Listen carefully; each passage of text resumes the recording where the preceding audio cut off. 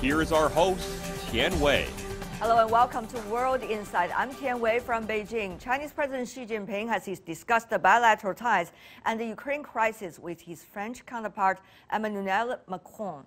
A phone conversation on Wednesday, Xi stressed that Ukraine, Russia, and other relevant parties should make use of multilateral platforms to seek a comprehensive settlement through consultation.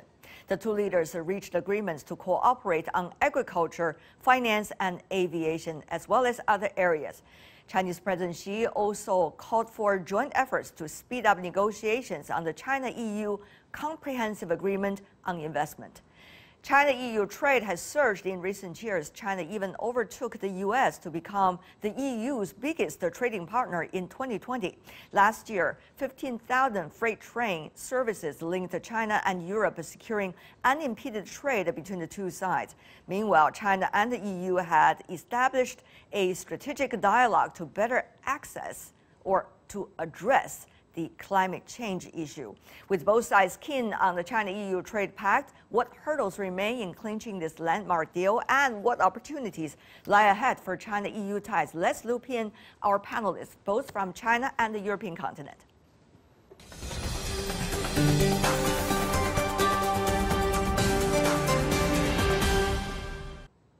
For more on this, we are joined in Paris.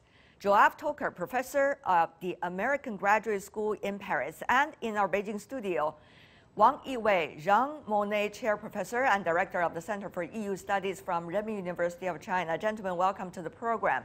Great phone conversation. Seems a lot have been talked about. Mr. Toker, what do you think is the most strategically important interactions, do you think, within the conversation? Mr. Toker, briefly. I would say, looking at the tight and heavy agenda of topics which were dealt by both President Xi and Macron, I would say that the very fact that this long, detailed phone conversation did take place this time on the international agenda is by itself perhaps more telling than a particular element on the list of topics talked about by the two presidents, because we are speaking, at least through a European point of view, we are in a tensed, uneasy period. There is, for the first time for a long time now, a crisis with war and peace implications on European soil, about 2-hour flight distance from where I'm speaking from in Paris, and the superpower setup, namely overall bilateral and multilateral relations between the superpowers and the powers, US, Russia, China, the EU, are charged with many issues which are difficult to solve. So we have to pay attention to the different elements which were talked about in the conversation. But I think that first, at the outset, we should just be pleased for the sake of stability and progress in the world that this conversation did take place, and seemingly both sides do express relative satisfaction. Professor Wang, to you, strategically important issues being discussed, which do you most important? I think there are two members of the permanent members of the United Nations Security Council. China and France have special responsibility in keep peace and stability in the world, particularly during the Olympic Games. Paris is the next host of the Summer Olympic Games, and also the modern Olympic Games, the founding father of the Gubaidan. Also, I think that China makes these very great achievements in the Winter Olympic Games. And also for the peace, I think this deal in the United Nations during the Olympic Games, no war, I think it's give peace a chance. Okay, it seems that both of you gentlemen have been talking about the timing right now. I did remember from the readout from both sides, it seems that the French President, Mr. Macron, has been suggesting that the geopolitical scenario make the ever more closer, comprehensive strategic relationship between China and France ever more attractive. That's coming from the readout from the conversation. To you, Professor Toker, what kind of strategic relationship do you think France is looking for, given the current role France is playing, for example, on the issue of Ukraine, and also given the global issues such as climate change and biodiversity, things like that, and also, of course, France's own role within the European continent? Yeah, and keeping in mind, of course, that President Macron is now the rotating president of the entire 27 members of the EU. This is a function which switches on from one leader to the other every 6 months. But and may I add, in terms of internal French considerations, but actually which spill over towards the international arena, he is running for re-election, Mr. Macron, although it was not yet officially announced, but it makes no secret that Macron will be running for a second 5-year term in mid-April, namely in about less than 2 months. So all these things are entering, if you wish, the overall vision through his eyes, through French eyes, and in terms of the way the EU as a unit looks over these issues. Now, there is always some tension in the comprehension and decoding of these issues when on one hand there is an ambition, and I realize that it is often a Chinese ambition, but it's also a US ambition and sometimes a Russian ambition, to deal bilaterally with members of the EU, and especially the strong and powerful ones amongst them, mainly France and Germany. Whereas on the EU side, and especially in terms of the emphasis President Macron puts on a common, coordinated EU overall position, there is an ambition to deal with, let it be China, but also the US or Russia as a whole, commonly. But very interestingly, Macron himself went to meet with the Russian president during the Ukraine crisis. Of course, the German chancellor also did so as an individual, so of course representing their countries. But this is a very interesting phenomenon. Let me also ask you, Professor Wang, about that what kind of strategic relationship do you think China sees France is seeking with China, and why is it in China's interest to work with France if France is framing framing the relationship like that? Professor Wang. Firstly, China support European Union with a really strategic autonomy, and France is a leading country in push that kind of direction, and also we support multilateralism, the true multilateralism. In the global governance, France, second largest maritime power, and also leading role in the climate change and the new energy, high technology. So I think that China and Russia also have very important relations. So during the current Ukraine crisis, France also want to show that China support unification, supported integrating of the territory, supported the respected sovereignty from China about Ukraine.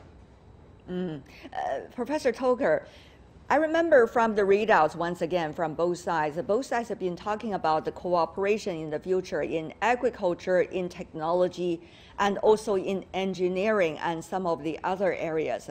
Now, there is some kinds of competition going on between China and the United States. The U.S. even sees it as a rivalry between China and the U.S. in some areas, technologies, for example. But it seems that China and France want to emphasize these areas for cooperation. Yeah, that's what they seem to wish to emphasize in a communique, and in, as you rightly said, the readout, which came out of both Beijing and Paris after the phone conversation between the two presidents. But we should look at things realistically. Realistically, we know that when it comes to bilateral or multilateral relations between China and the EU as a unit, or the major countries of the EU, France in this matter, we have the overall packages of issues related to commerce, to trade, to scientific cooperation on one hand, and we have a set of political issues which in a way interfere with straightforward progress. We saw that around the end of last year, around the EU-China investment agreement, which, as you know, took some rough negotiations, which brought the Europeans and the Americans into some kind of clash right before it was indeed confirmed by the Europeans, but it still has to be ratified by EU members. So, and it's still on the agenda. It's still in this sort of waiting room space. Right. But it seems that President Macron President Macron did say, once again, coming from the readout after the discussion, that it is pretty much with some hope, at least that's his underlining meaning. Mr. Toker, can you be more specific about how much hope is there from your perspective? And do you see the French president being so optimistic or not? And what does that mean, the transatlantic relationship? Yes, you're right. You're just placing exactly, pointing at where, you know, things really get their meaningful sense. Namely this, from a European point of view, look at the map. I mean, Europeans feel that they are somehow caught in the middle between these two giants, the Americans on the other side of the Atlantic Ocean in the west, and the Chinese all the way on the eastern part of Asia. Now, Europe wants, on one hand, to maintain its chances to preserve its status and its potential liberty of action and initiative in action as one of the major superpowers, one of the major players in the world. On the other hand, Europe, mainly Western Europe, but also central and eastern parts of the continent, which had joined over the last 20, 30 years the EU, believe that their major ally, after all, historically, politically, ideologically, in terms of type of regimes, are the Americans. So you have, once again, different dimensions of tension within the overall framed agenda. Yeah, of course, the complexity is there. That is very well understood. The question is, what about the reality? Professor Wang, from your perspective, are the readouts, contents too optimistic in terms of the comprehensive agreement for investment between China and the EU, which was delayed, of course, since the end of last year? Well, there is a division of labor between France and Germany. When the Germany, as a rotating presidency of the European Union, and then reached the deal, and then finalized and approved by French presidency, but unfortunately freezed by the European Parliament.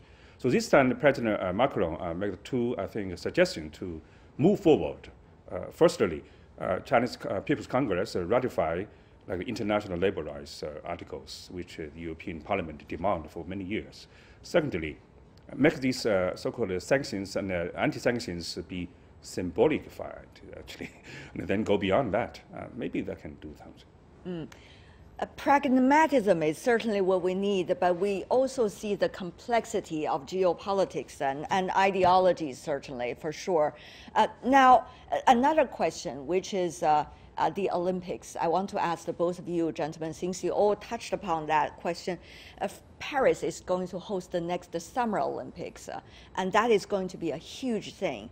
Nobody knows when the pandemic will end. So what China, particularly the city of Beijing and Zhangjiakou, has in terms of their experiences of hosting an Olympic during the pandemic year, they're very much, I would assume, cherished by our counterparts in France and other countries. So, Professor Wang, how do you see the two countries or the two sports community can work together with incentive like this?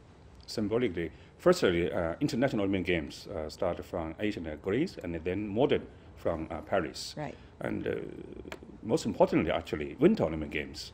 This time, the European countries won 70% of the medals. So it's a rich country. It's a European activity, it's a sports. But now in China, we make this as a civilian people. More than 300 million people can join the ice sports. So it's a huge market for France and the European companies to invest. And also, this Olympic Games also to show that China, rise of the middle class, China be the rich country, and also China's purchasing power And also, China has digitalized smart, technologies, implementations, make all the sportsmen and very astonished about that. It's a new China. Chinese certainly have always been very proud of the market size, Professor Toker. But of course, the cooperation is not just about the market side, not just about trade by numbers, but more than that. Also about exchange of ideas, also about a cooperation with an in-depth understanding of one another. So, Professor Toker, how do you see with the Winter Olympics and the next Summer Olympics, there could be more deeper interaction, maybe between China and France as a result? Well, hopefully between China and France and between China and other members of the EU. But you have certainly noticed that France, contrary to Great Britain and contrary to the US, had not manifested some kind of so-called diplomatic boycott regarding the Beijing Winter Olympics, and had said not only its athletes, but also its diplomats to be present to some extent in the celebrations, which is a sport celebration, but of course highly political one. Is it just because the French are the ones to host the next Summer Olympics in 2.5 years from now? Yes and no. France was always traditionally more cautious when it comes to applying, letting some spillover between political, diplomatic issues and sports. So in that sense, there is a continuity in French attitude. Of course, that sport can be sort of a highway for a larger extent and larger understanding. But of course, it shouldn't be, and this is what you hear often in Europe, not only in France, it shouldn't be a way of keeping away issues which are those related to human rights, to democracy, to the overall values which make part of different ideologies, to push those aside for the sake just for the competition. And of course, the Olympic Games, as you say, should not be politicized. It is a game for the athletes and for the sports. And as for sports, there's always space of cooperation. We hope at least that's the meaning of the modern Olympics.